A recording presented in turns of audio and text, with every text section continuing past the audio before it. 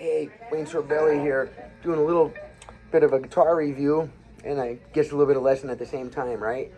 Got us here a Harmony Stratotone. You know, everything back then was a Stratocaster, a Stratosphere. We were trying to go to Mars, right? It was a space race to get to Mars. I'm sorry, the moon. It was that. This was This is the moon time. Now this is Mars time with Elon Musk, right? But back then, so all the cars were named after space stuff, and the popular shows were the Jetsons and Buck Rogers in the 20th century, right? 19th century or something like that. So anyway, this guitar is a 1961, I believe, maybe a 62. It's made in the USA. It was sold in catalogs back then, Sears catalog and stuff like that. Oh wait, I said it's a Silvertone. I may have. I want to say this is a Harmony. The model is a Stratotone, a Harmony guitar. And I believe, like Silvertone guitars, I believe you could have ordered those in different catalogs of the era, not just in music stores. But in any way, this has one electric pickup here, one volume and one tone knob.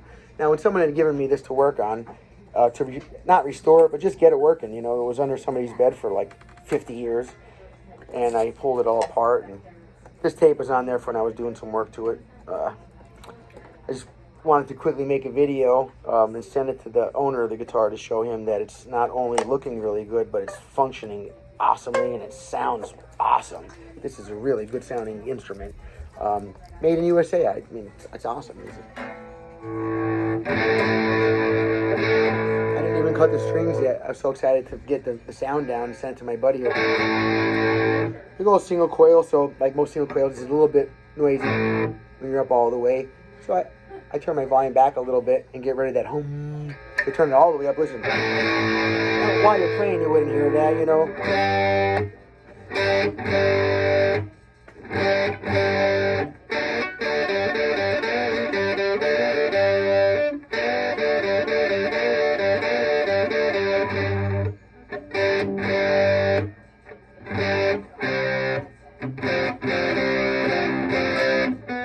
Oops, sorry.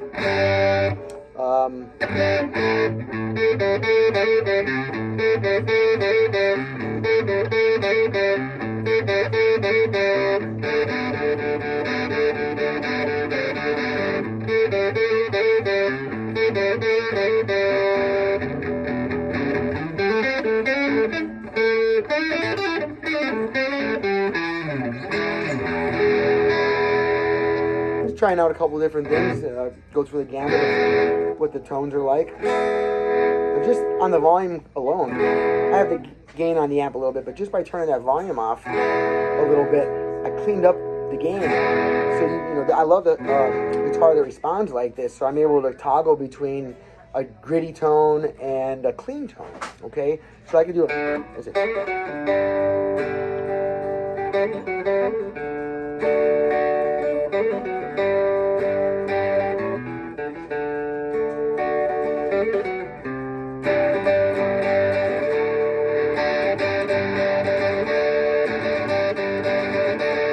A little bit more attack, or just adding a little bit more volume back on, and that gives you that breaking up sound again, if you will. Here's your politeness.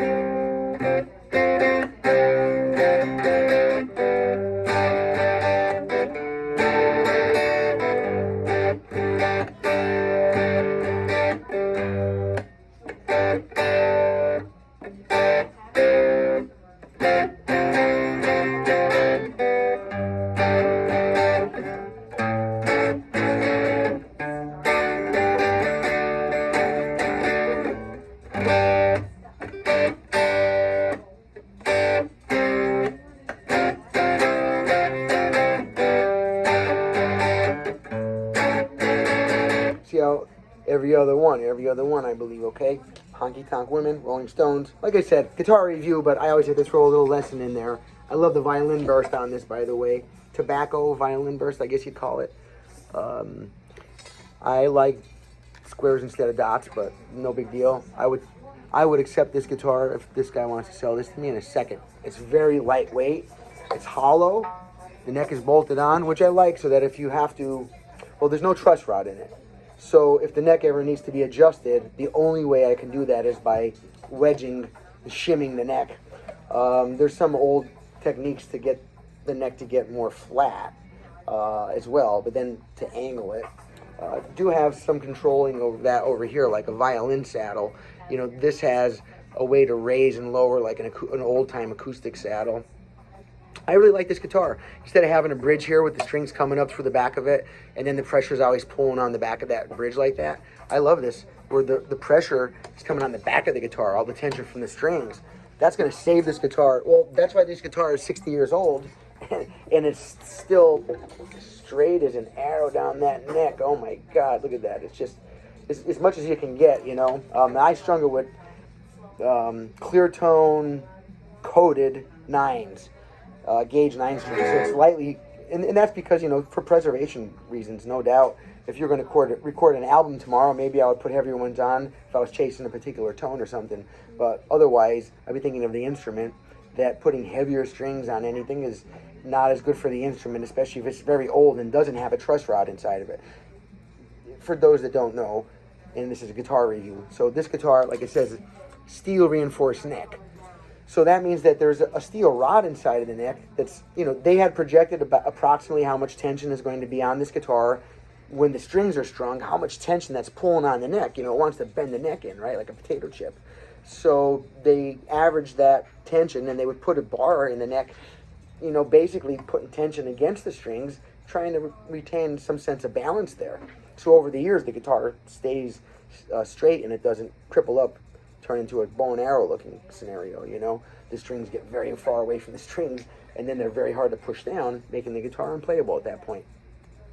All right, I don't know what the switch does. It has only one pickup, so when I switch it, I can't, I'm not hearing anything from it.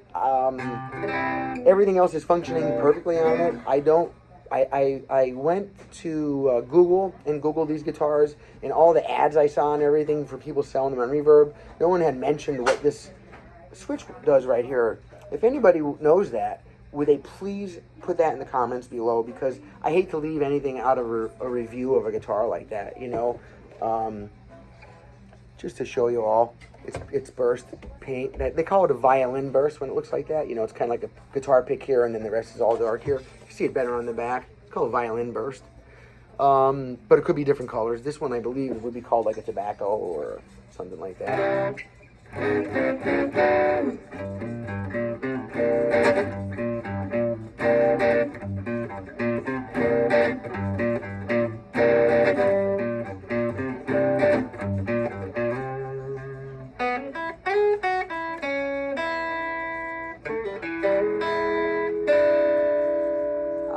Sorbelli saying, have a great day.